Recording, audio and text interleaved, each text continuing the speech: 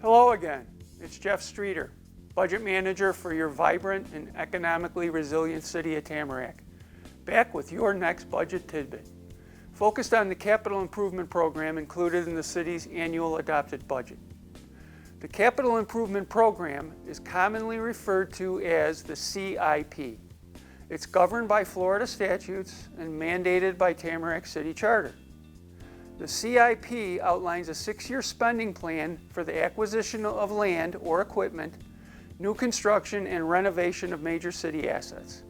Simply put, based on long-term planning, the CIP addresses funding sources for projected asset needs while remaining within financial constraints.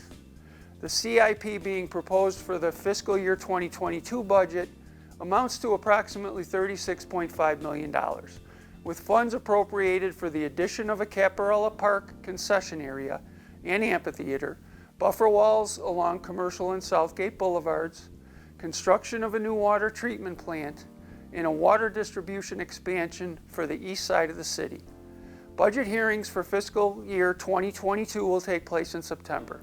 These budget hearings are your chance to make your voices heard.